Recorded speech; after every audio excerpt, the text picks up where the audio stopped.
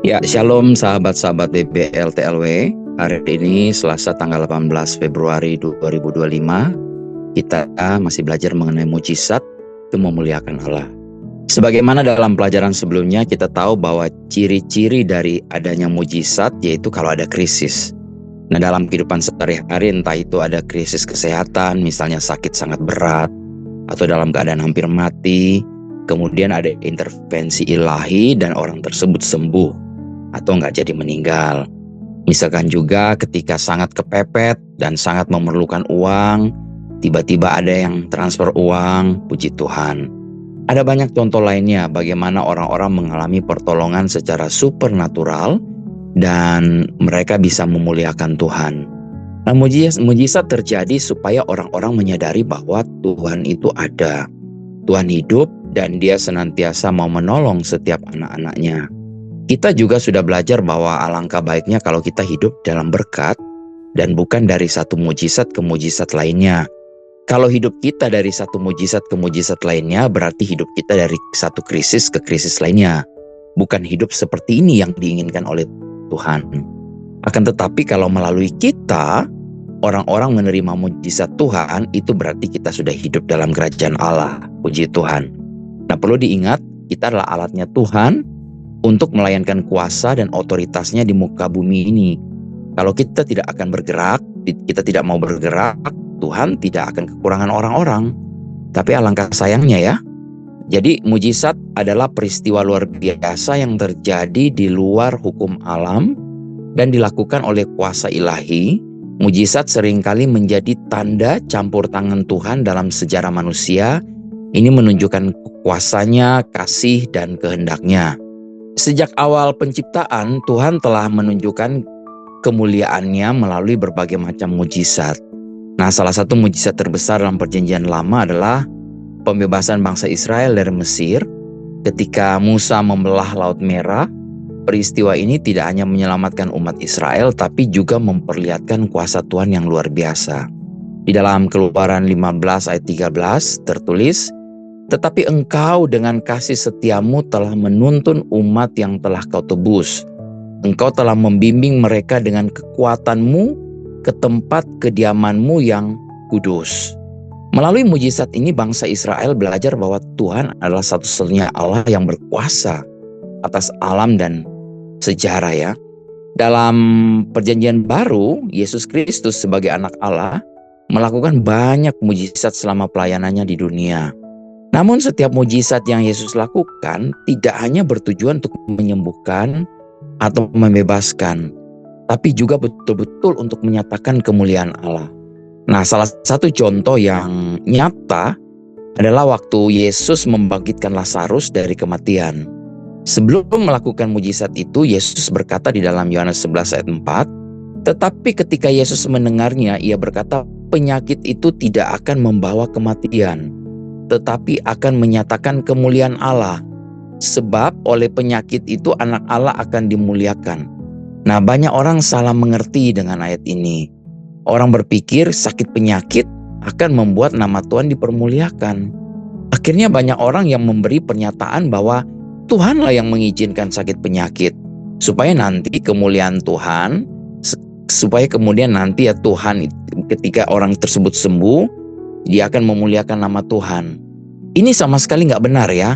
Jadi sekali lagi, kalau ada orang yang berpikir bahwa Tuhan akan dipermuliakan karena sakit penyakit, ini tidak benar. Nah, seperti yang dijelaskan pada ayat sesudahnya, yaitu di Yohanes 11 ayat 6, Lazarus itu sudah meninggal saat utusan dari Maria dan Marta sampai kepada Yesus.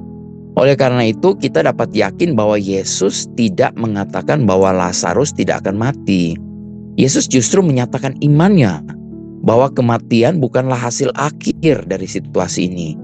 Yesus tahu pada saat itu bahwa ia akan membangkitkan Lazarus dari kematian.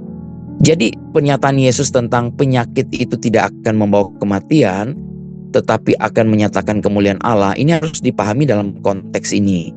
Yesus tidak mengatakan bahwa Allah memberikan atau mengizinkan penyakit dan kematian ini kepada Lazarus, supaya Yesus dapat berbalik dan menyembuhkannya serta menerima kemuliaan karenanya. Yesus menggunakan kuasanya, yaitu kuasa yang sama yang menciptakan langit dan bumi untuk melawan situasi yang merupakan serangan setan dan mengubahnya menjadi sesuatu yang akan memuliakan Allah.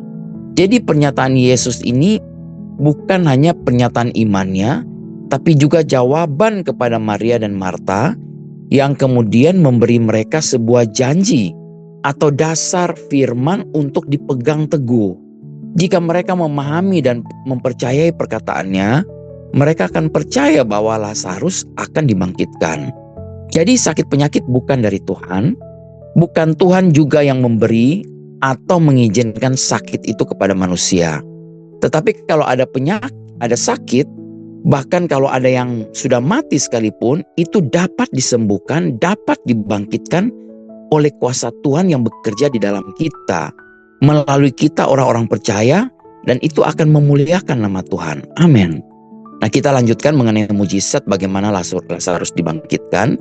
Yohanes 11 ayat 11 sampai 15 berkata, "Demikianlah perkataannya, dan sesudah itu ia berkata kepada mereka, 'Lazarus, saudara kita telah tertidur, tetapi aku pergi ke sana untuk membangunkan dia dari tidurnya.'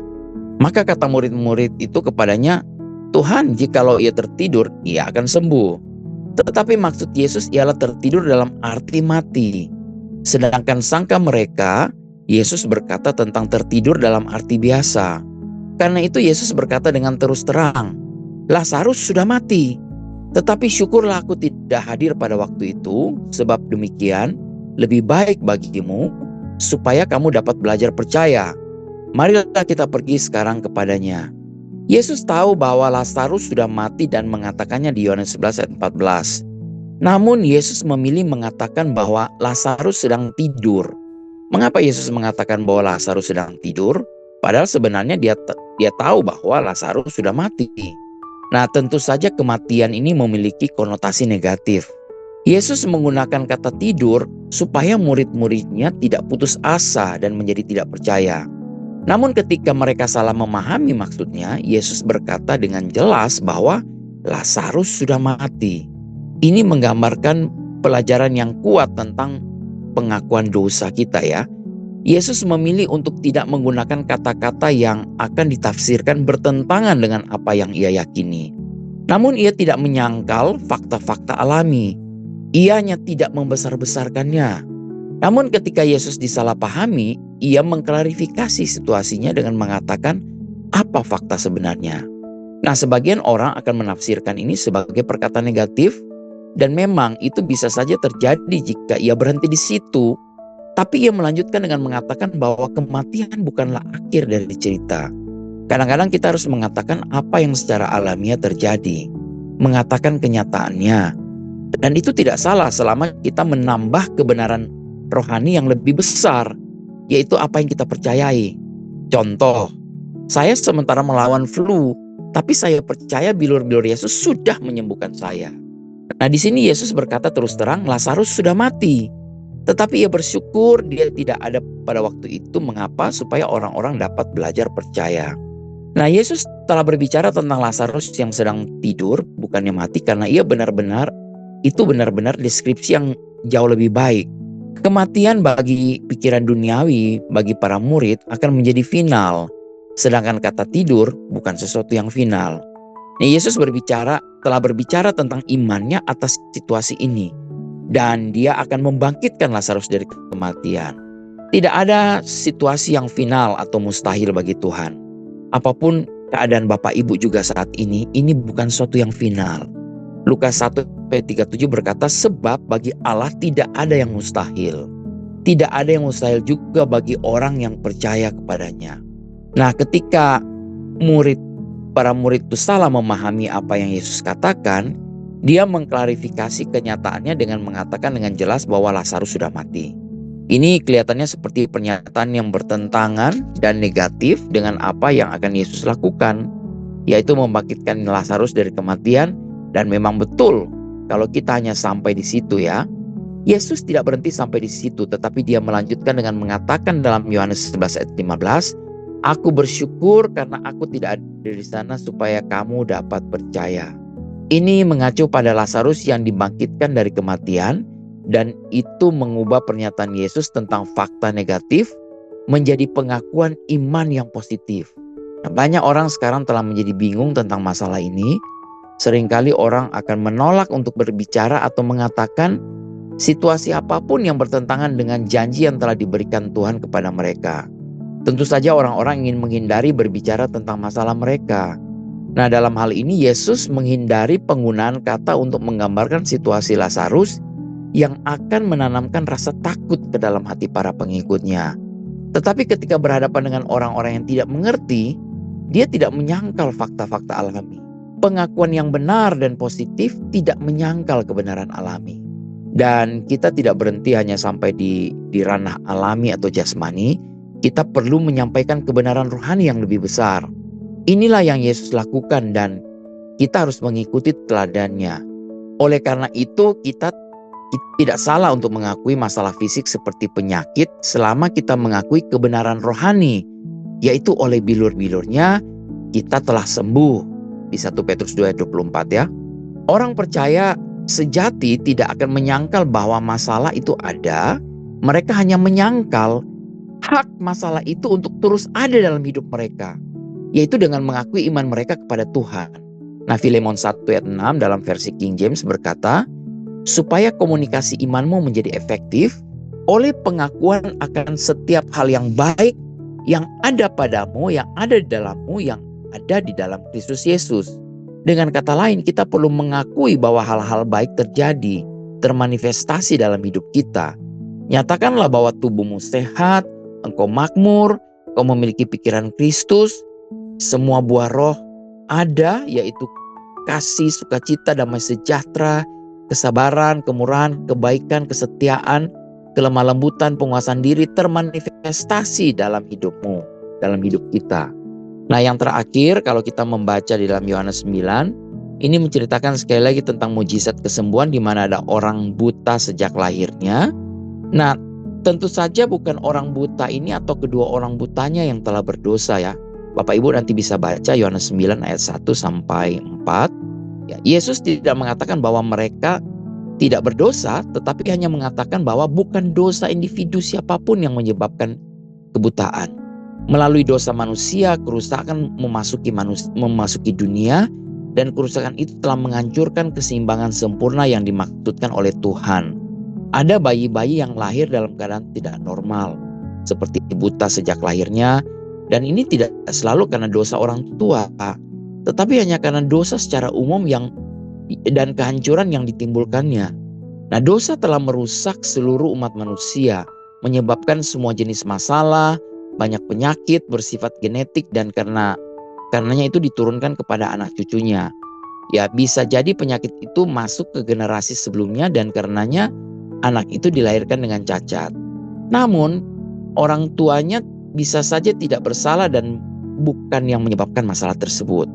Nah, karena kata-kata dalam ayat ini, beberapa orang mengajarkan bahwa Tuhan secara berdaulat membuat orang ini buta sehingga dia dapat menyembuhkannya. Tapi pernyataan itu bukan kebenaran. Malahan hal tersebut akan bertentangan dengan doktrin yang sangat jelas dalam Perjanjian Baru yang dikatakan dalam Yakobus 1:17, setiap pemberian yang baik dan setiap anugerah yang sempurna datangnya dari atas, diturunkan dari Bapa segala terang, padanya tidak ada perubahan atau bayangan karena pertukaran. Jadi kita perlu menafsirkan ayat tersebut dengan berdasarkan firman Tuhan yang lain.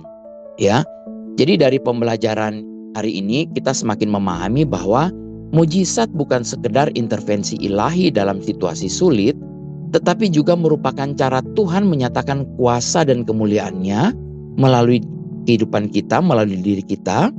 Tuhan bukanlah sumber dari penyakit, bukan sumber penderitaan atau krisis dalam hidup kita, tetapi di dalam segala keadaan Tuhan dapat mengubah situasi tersebut menjadi kesempatan bagi kemuliaannya dinyatakan. Sebagai orang percaya, kita tidak seharusnya hidup dari satu krisis ke krisis lainnya, tetapi berjalan dalam berkat dan kemenangan yang telah Tuhan sediakan. Mujizat bukan hanya untuk kita terima, tetapi juga untuk kita bagikan kepada orang lain. Sehingga melalui kehidupan kita, kuasa Tuhan dapat nyata dan semakin banyak orang mengalami kasih dan pertolongannya. Mari kita terus percaya bahwa tidak ada yang mustahil bagi Tuhan, tidak ada yang mustahil bagi orang yang percaya. Apapun keadaan yang kita hadapi, iman kita harus tetap teguh, sebab Tuhan selalu menyertai dan sanggup mengubah situasi kita untuk mendatangkan kebaikan. Tetaplah hidup dalam iman, nyatakan firman Tuhan dalam hidup kita, dan jadilah alatnya untuk membawa terang bagi dunia. Segala kemuliaan hanya bagi Tuhan. Amin. Demikian pelajaran 15 menit firman Tuhan. Tuhan Yesus memberkati.